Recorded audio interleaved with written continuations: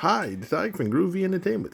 Today we got another book on tape to play for you. Today's book is American Revolution from 1985. So let's get started.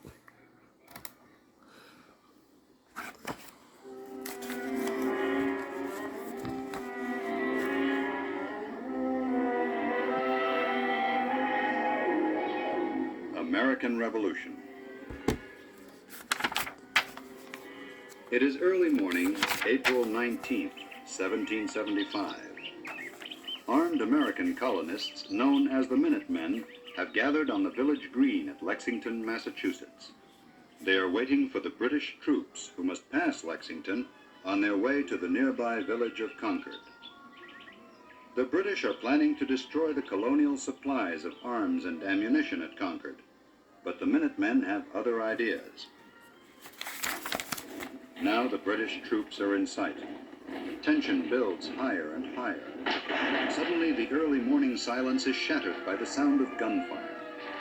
With the first shot, the shot heard round the world, the American Revolution has begun. The war was bound to come. For many years the colonists had been growing angrier at the way Great Britain treated them. When the colonies were first established, there had been very little interference from the British government. As the colonies began to prosper, however, Great Britain's demands increased. Heavy taxes were imposed on colonial imports and exports. The British Parliament passed laws restricting colonial trade with other countries and forbidding the colonists from manufacturing certain products. The more the colonists proved able to take care of themselves, the more Great Britain tried to keep them dependent. Heavy taxes and trade restrictions were not the only causes for the American Revolution. The colonists had carved a new world out of the wilderness and had become a new people in the process. They were more self-sufficient than their cousins in the Old World, and this gave them a sense of independence. When Great Britain began to make excessive demands, the American colonists realized just how self-sufficient they had really become. Another cause for the war was the presence of a forbidden frontier to the west. Just when the colonies had become secure, well settled, and ready to expand, Great Britain closed the frontier. This action, in the form of the Proclamation of 1763, ruled out any settlement or trade west of the Appalachian Mountains. The British said they did this to prevent further wars with the Indians, but the colonists were sure that it was an attempt to keep them under tight control and dependent on Great Britain. At the same time, there was no drop in the number of immigrants moving to the New World. The population was growing, but the colonies were not. Among the colonists' greatest complaints were a series of laws passed by Great Britain. These were the Sugar Act, the Quartering Act, the Stamp Act, the Townshend Acts, and the Intolerable Acts. The Sugar Act placed a tax on molasses coming from the French and Spanish West Indies. That meant the colonists had to buy molasses from the British Indies or pay the penalty of a high tax. The colonial protest against taxation without representation began with the Sugar Act. The Quartering Act required that the colonists provide food, housing, and supplies to British soldiers stationed in the colonies. The Stamp Act placed taxes on newspapers, legal documents, and many kinds of business contracts. Colonists had to buy tax stamps to put on these items to make them legal. People in the colonies protested so strongly that the British Parliament repealed the Stamp Act. But they said that they had the right to tax the colonists in any way they chose. Parliament then passed the Townshend Acts, which taxed colonial imports of paper, paint, lead, glass, and tea.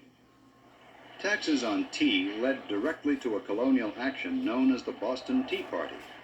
This took place in December 1773, when a group of Boston citizens, some of whom were disguised as Indians, dumped boxes of tea off British ships into Boston Harbor. The British were furious. Parliament then passed the Intolerable Acts. As a result, Boston Harbor was closed, and the city was placed under blockade and martial law. People in the other colonies rallied in support of Boston, sending food, money, and encouragement to the besieged city. Still, the colonists tried at the First Continental Congress to reach a reasonable compromise with Great Britain. The Continental Congress pledged loyalty to the Crown and asked that the abuses against the colonies be stopped.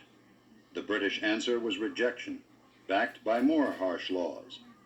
This left the colonies with little choice but to fight, and the sparks at Lexington and Concord ignited the powder keg of the American Revolution. The Continental Army, as the American Army was called, consisted mainly of untrained, poorly disciplined, and inadequately armed bands of local militia. While most of them knew how to handle a gun, they knew little else about soldiering. The British military forces were well trained, well supplied, and well organized. They also heavily outnumbered the Continental troops. In addition to the Redcoats, who were regular British Army troops, the British forces included loyalists, mercenaries, and various Indian tribes. Loyalists were colonists who sided with the British. The mercenaries were soldiers from other countries who were paid to fight for Great Britain. Many of the mercenaries were called Hessians because they were recruited from Hesse in Germany. The Indians fought for England because they knew that a colonial victory would mean an American expansion into their territories west of the Appalachians. Great Britain's advantage was even greater at sea. The British had a large fleet of warships and a well-trained navy. The colonists started the war with no navy at all and no fleet. So until a fleet could be built, the Americans used privateers in the war. A privateer is a privately owned ship that carries arms. A government may authorize such a ship to make war on an enemy's fleet. A privateer is free to keep the ships and goods it captures at sea.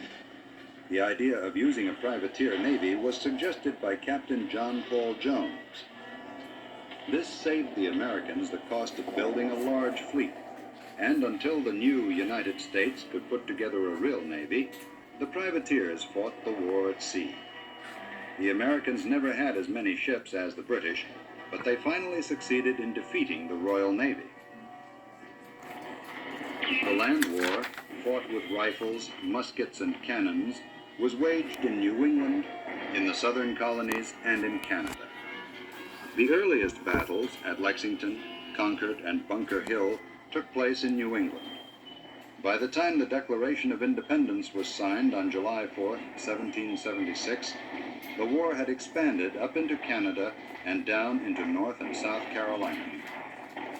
In Canada, the colonists hoped the French Canadians would join forces with them against the British. Although this didn't happen, the Americans did manage to keep large numbers of British troops busy fighting in Canada and northern New York. The commander of the Continental Army, General George Washington, concentrated almost one-third of his troops in the middle Atlantic states between Massachusetts and Virginia.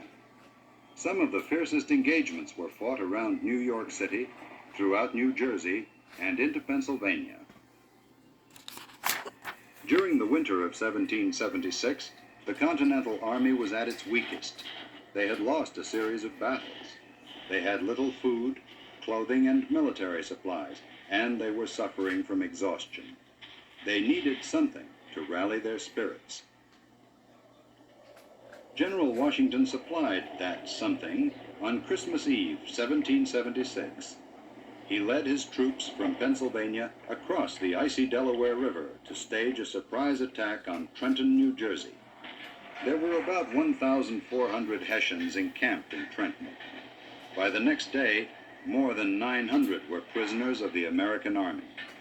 The daring raid gave heart to the colonial troops. It helped to sustain them through the long, bitter winter at Valley Forge. In spite of losing battles at Brandywine, Germantown, and elsewhere, the Americans were gaining strength.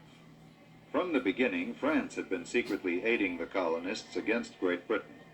Then, in 1778, France entered the war and sent a fleet and an army to fight on the American side. Yet even before this, the Americans had been aided by many foreign volunteers. These included the Marquis de Lafayette from France, Baron de Kalb from Germany, Count Casimir Pulaski, and Thaddeus Kosciuszko, both from Poland, and Baron von Steuben from Prussia. Slowly, the tide of the war turned in the Americans' favor. With the aid of the French fleet, British supply lines were cut. Now, the English, not the Americans, were growing short of military supplies. The final battle of the Revolutionary War was staged at Yorktown, Virginia, between British troops under General Charles Cornwallis and a combined French-American force under Washington. For 2 weeks, the combat raged. Finally, on October 19, 1781, the British surrendered, and Cornwallis turned over his sword to the victorious Americans. Except for a few minor skirmishes in the south and along the western frontier, the war was over.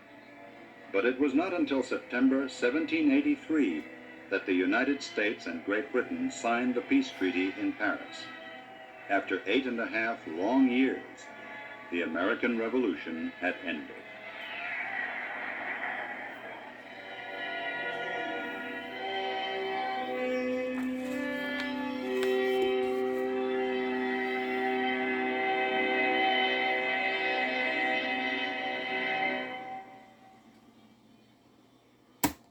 So that was the American Revolution for 1985. So if you like, subscribe, share, and comment, and have a groovy day. And our next book will be